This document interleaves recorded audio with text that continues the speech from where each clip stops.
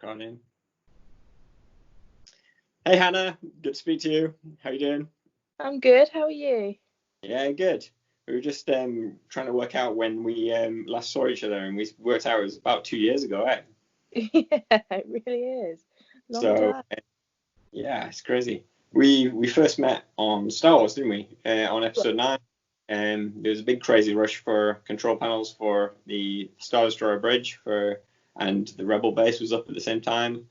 We just had to have all hands on deck and try and get as many people, in to make them. And luckily you came and saved the day, eh? Well, I tried my best. Yeah, no, it was great. We had a good team. There was about 9 of us doing control panels there. And so what led you to that point? What were you working on before you came to Star Wars? I was working on Maleficent 2 beforehand. I was doing dailies on that. Mm-hmm. So I was just making some of the flower props for them. And then when they finished up, I was sort of looking around and I heard that Star Wars is over the road, literally. And that's when I just decided I had to call up and was like, can I have it? Can I come over and show you my portfolio? Excellent. So, yeah. Yeah, and Mark was the one who saw your portfolio, but he had you'd been to Bournemouth College before. Is that how you first started getting into model making?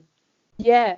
So I went to Bournemouth University, did model making for 3 years, and then my first job was at Propshop. Sadly, just before it went down. So it's been crazy, really, going straight into it. Yeah, no, that's really good. I mean, we've both been very lucky up until obviously this point. Now we're speaking during the COVID virus, so no one's in work at the moment. But we have been in the industry in quite a busy time, especially in the UK. It's been particularly busy. Yeah, definitely.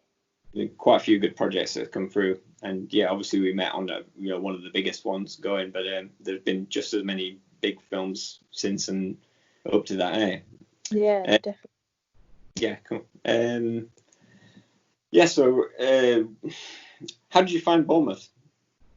I loved it. I absolutely loved it. It before I didn't even know about the course before I knew about Bournemouth. I thought it was sort of like I fell onto the conversation when I was doing foundation, and by accident found out about the course because I asked one of my friends, "Oh, what do you want to do?" And he was like, "Oh, I'm thinking of doing a model making course." And I was like, "That's a thing?" And I started looking into it, and he actually ended up going up to Hertfordshire, our arch nemesis, and that's the camp that I came from. But yeah, go on. And then then I went to Bournemouth, and I just fell in love with it there, and I learned all my basics there. I didn't know anything really about making as such, and like for me, silicon was just silicon that you put around a bath. You don't make molds with it. I didn't really. I liked making stuff, but I hadn't ever gone that far with it. Yeah, that was the same for me. That the university course was really the gateway into I did the Hertfordshire one. These were the two main ones in the UK, or at least the two biggest ones. There are lots of other little ones as well, but those are the ones that you commonly bump into people on jobs on you that have either gone through one of those sort of routes in. They were, I think it's kind of a good way. It's probably the most expensive route into the industry, but at the same time, it is. But I felt that it was, for me, definitely learning the skills. It showed me and gave me discipline on how to do stuff. And I had no idea how to use Rhino, and they showed me how to use that. And it gave me the basic tools of how to then get to where I am now, and also help me build contacts, because like I didn't know anybody. That was the biggest thing for me. As much as Hertfordshire, I think, was a lot looser in its structure than Bournemouth. I think Bournemouth, I'm actually quite, well, I wouldn't say envious, but I'm really pleased that you guys came to us with so many skills, and it was so easy. People who are a lot fresher had a lot more, like say for us, Rhino was the tool that we were using throughout. So that was great that you had that straight away, whereas the others had to teach it a little bit more to start off with. And I had to self-learn it myself and just off other people that I was working with for the most part. I dabbled in it a little bit at uni, but it wasn't enough to, really build a good sort of solid grounding in. But yeah, no, it's I think Bournemouth. If I was to do it again, I think I would probably have chosen Bournemouth. But at the same time, I'm grateful for Hertfordshire for the industry contacts that I got as well. Yeah. And that is really what sort of gets the ball rolling, isn't it? And as you definitely probably found since even Star Wars, there's been, each job leads to the next day, and yeah. So actually, we could talk about that. Like, what have you been up to since I last saw you? Well, I went back to MDM for a bit because after Star Wars, it got a little bit quiet for me, like film industry wise, because I felt like, the film industry, I love it, but at the same time, it's such a bubble. Once you take that step out of it, it's so hard to try and get back into that bubble again. Yeah. It's like it's like you can't hear anything and you don't know what's going on, and yeah, because I had gone on holiday and it just co-aligned in me then leaving, I wasn't able to sort of get my feelers out just before I left. So yeah, went back to MDM, which it's great there. They're Greenwich based. They're more art stuff, but that's cool. So some people listening to this might not know of the company. How would you describe working there? What sort of thing do they do? They're very much artists, shop windows and big installations. They've done God, I'm trying to think of some of the things that they've done now. We work with quite big companies for Fendi, artists Mark Quinn I've worked quite closely with. They have a whole variety. Like they can do metal structures, they'll do like random really quirky sculptures and stuff like that, and they're getting more into theatre as well. And that's really cool. I love going to sculpture gardens and sculpture galleries and things like that, and yeah, it's interesting to know that a lot of that stuff is made by a team of makers, that it's not just the artists themselves. There is like a whole team behind them, and yeah, it's cool that you were a part of that. That's not an area I've yet to work in, but it is something that will definitely be interested in trying. Yeah. It's a lot of fun, and also I think because they are so varied, I use a lot more like different skills that what I would have done like in film industry prop making, because it's a lot more regimented, I find, in which I do quite like in prop making. You do get in the film industry to have a bit of your work into it and put your input, but it is sort of, this is what they want to look like, can you make these?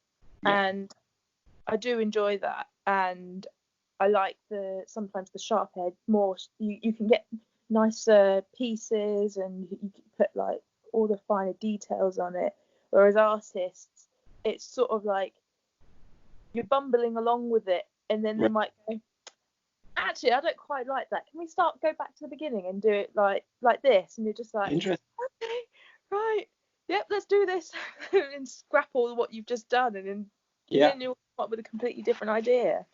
That's fun though. Yeah, that's a bit more involved in, would you say, the creative process?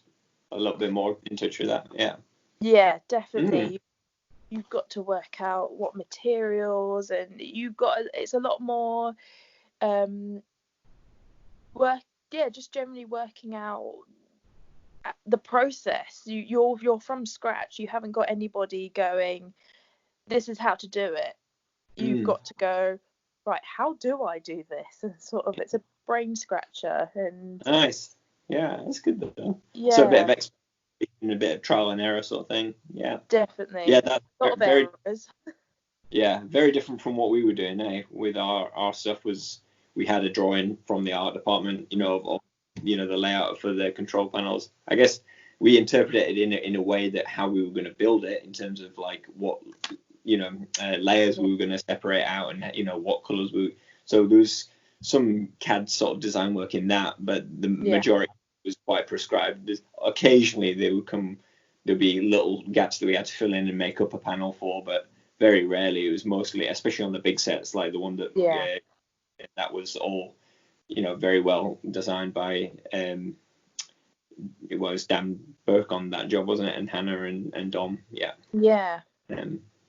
Which would be great to sort of speak to them as well. We had quite a nice dynamic with those guys there. They were lovely. It was always great going to have a chat with them, get a nice lolly. Exactly. Nice. Looking back, though, we would track quite well on Trixie. There was lots of little treats every now and then, Yeah, definitely. So then you said you went to work for this art place for a little while, and then what did you work on after that? So they're kind of a place where they're a little bit like a black hole where you get sucked in, you get kept there for it. So I've actually been there since 2 weeks before the coronavirus lockdown, when I then started my new job, and I've started on a new Star Wars thing. So I've gone back to Star Wars. Yeah, top secret project. We won't go into too much about that because obviously we don't want go breach any of that sort of stuff. But that's great. Though I think that's a really good thing. If the company wants to keep you, that's a really good sign. And I don't blame them. You're a very good prop maker when you're working with us, and I'm sure they made really good use of you. That's fun though. It's good to hear about the different sort of styles of working. I imagine Propshop would have been quite different from the sort of stuff you were doing with us as well, being a company. Yeah, Propshop I actually, apart from near the end, of course, when it all went a bit tits up, I loved it there. The crew I was with, because we were doing all the visors for Ready Player One. We were a little team.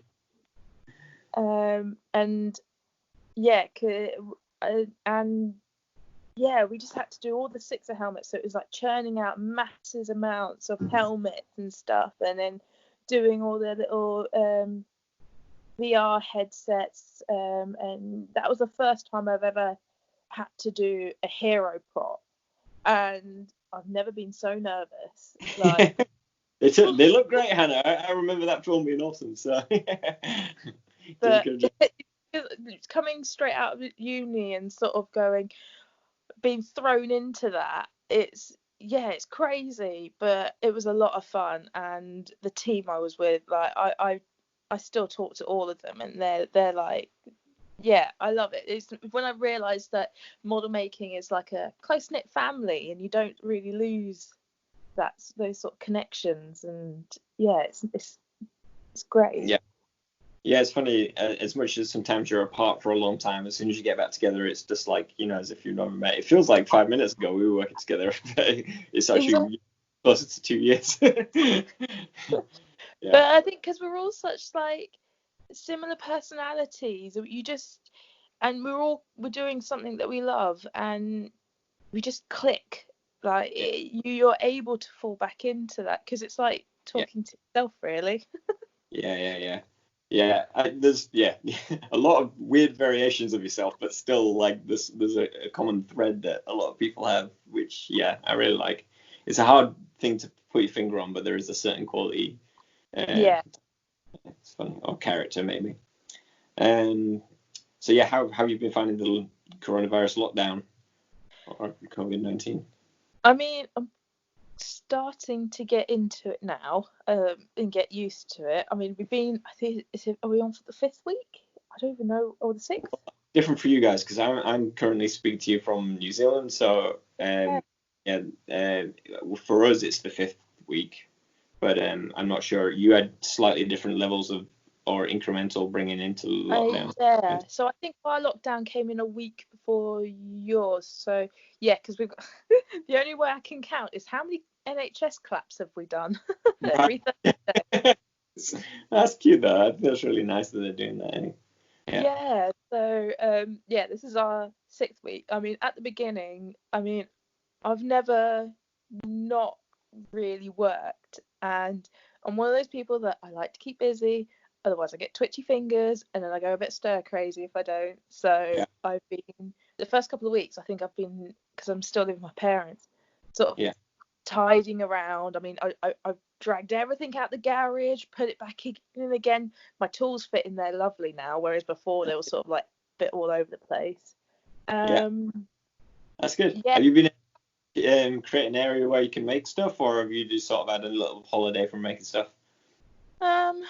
I've been sort of having a little holiday because I don't really have the space here, and also sadly quite a lot of the companies who are supplying, they just not really supplying as well at the moment. So I mean, I'm doing little stuff, doing like just sort of trying to get better at knitting, little things like that. So much. It's all fun skills. You never know when that'll come in. I bet there will be a prop job where that comes in later down the line. But even not, it's when it's just for fun. In times like these, you just got to keep yourself, not busy but occupied in terms of like, keep, whatever. Exactly. Another skill, and then just trying to get better at my rhino, because like rhino for me, like if I step away from it for a bit, like I'll come back and I'm like, how do I do this again? Like 2D, I'm straight in it, I'm fine. Then 3D, like, oh my god, like Boolean, what does that mean? Oh my god. For this, I'm like, what tool was that again? I can't remember what that's called. And then like, because it's just like, even if you can't remember the name and you can't even remember what it looks like, you're like, oh god, I don't know now. That's it. I like it. Usually, look, the good thing is, like, when you do get back to it, there's always people to ask about that sort of stuff. Like, everyone helps each other out. But yeah, no, it's good to just have a little challenge and do little bits. I haven't done an awful lot, to be honest, but there's just been odd bits and bats there and there. We're just sort of trying to go with the flow and sort of whatever I fancy. If I wake up in the morning inspired to do something, then I'll do something. If I don't, I mean, some days just played on the PlayStation and just there you go. It's very rare. Normally we are very go, and it's for me, whenever I did have breaks, I just did traveling and things like that. So that was, as much as that was a nice break from working, it was still quite full on activity based stuff. This is the first time I've really rested, for a period of time, in terms of being forced to be at home and just, like you just said, limited in what you can do or make anyway. So I think that's actually quite good for us as well, to have that little. I mean, I do miss the adrenaline and the stress of work. I mean, there's something about it's not bad stress. It's like, I don't know, everybody coming together sort of stress, and you're like, we could do this, and then when you don't have the either way, everything's a stress. Okay then. And you've got time on your hands. It's like, Have you found that I found the days go real quick? Some days I have, and then some days I think, like, I can't keep track. It's like they're all blurring into one, and I'm trying to give myself structure, but like, just enjoy it. Yeah. The tricky thing is, I don't know how long it's going to last over here. Have you got any idea of how long it'll last for you guys over there? No, not at all at the moment. They keep like umming and ahhing about it. They're saying, oh, we need to have a plan of how we're going to stop lockdown, and I'm just keep thinking, if I think we're going to be going for a good couple of months, no point in trying to say it sooner, because otherwise I'll just get disappointed. So it is one stage, and at the end of the day, it is, with the intention to save lives or save as many as possible. And I think that's a good thing. And I think for everyone's mental health as well, it's good to have a little break. And it doesn't all. We've been extremely productive for so long that if now is the time where we can't do that, then so be it. Like, I'm sure. Yeah. I'm not looking forward to that first morning going. Well, I feel like the first morning will be fine going back to work, but it's that week. By the end of that first week of going back to work, I'm literally just going to be like a zombie. Yeah. Real shock to the system. I feel the same. Yeah, I've been like I say, getting up at a reasonable time, but definitely not getting up at the same time as normally we were starting work at 7 o'clock when we and that was usually getting dark. I don't like getting up in the dark, if I'm honest. So, no, there's something about your body's just like, what are you doing? Go back to sleep. As soon as it's summertime and the light's coming in, you can wake up so much more easily. Even though it's still like 5 a.m, you're like, oh, okay, let's do this. Yeah, totally. Yeah. Yeah, it's funny. You kind of get into like almost like a natural rhythm, and you kind of figure out whether you're a morning or an evening person in terms of all that sort of stuff as well, which you don't really get the option of. It's just when life fits you in normally. Yeah. Yeah, when you're always on other people's schedules most of the time, and this is the first time we've kind of been on our own schedule. So, or for me, it is the first time since. So someone actually, I was chatting to someone recently, and they were comparing it to like school holidays. When you're a kid, and like when you're like, oh, I've got all these plans when I've got time off, I'm going to do all this, and then you get that time off and you kind of do a bit of what you were going to do, and then you kind of get bored of it, and then you just don't know what to do with yourself a little bit. And definitely. Oh, I've still got loads more time actually than I thought I was going to do, so now what?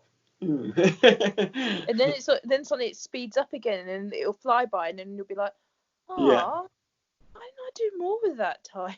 Yeah, exactly. And same with school holidays. Like, you kind of don't want to go back to school, but you kind of do, and you kind of just want to see your. I'm totally in the mode of, I really miss work. Can I go back to work now, please? Yeah. But I am enjoying the time off as well.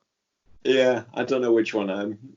A bit both, I think. Obviously, I miss the social side of work as well. Yeah. Just going in, seeing people, not seeing my parents' faces every day for 12 hours straight. Yeah. Slightly different setup for us. I'm just living here with my partner, so it's a slightly different setup. But yeah, it's strange not having that contact. Like the amount of people we do work in quite social environments. We have a lot of contact with lots of different people, and it's a big shift. But interesting social experiment, and hopefully it saves some lives. And we'll see. Oh, definitely, yeah. I also feel like it's people who are staying in. We're sort of at school sitting in our classroom, waiting to go out to break, but we can't go out to break because that naughty kid is still being annoying and messing up the rest of us. So we all have to stay in before we can get there. Interesting. Yeah. So, that one that ruins it for everyone. Nah, we'll get through it. But So, do you think you'll go back to the project that you started on? Is that That's the plan. Yeah. I mean, they're currently working out working distance situations, but they're still up and they're happy to go ahead. So we're just waiting for the green light, and then we can go. Yeah. So it'll be exciting to go back on to it, really. Yeah, I'm in a different department as well, so. Yeah. Within still prop making, but this time.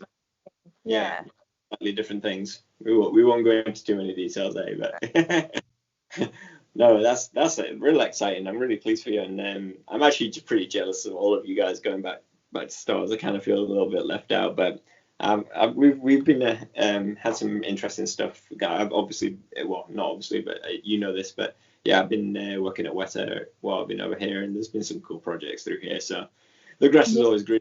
There's always another project. No, definitely. I mean, it sounds amazing over there. So. Like I say, I particularly like living in Wellington. It's a really nice city. It's a very different vibe from London. So, but Yeah, and also, being in New Zealand for the lockdown, I think will be quite a different experience as it's probably been for you guys in London as well, in terms of. Yeah, we'll see. Well, again, we're at the moment we're kind of in the same boat because we're all in the same sort of lockdown situation, but it looks like New Zealand might come out of it a little bit quicker than UK, but we'll see. Who knows? But anyway, it's been really lovely to catch up with you, Hannah. Thank you for. Yeah. So that's awesome. Yeah. I'll catch you another time then. No, definitely. Yeah. All right. Thanks, Hannah. Thanks. Bye.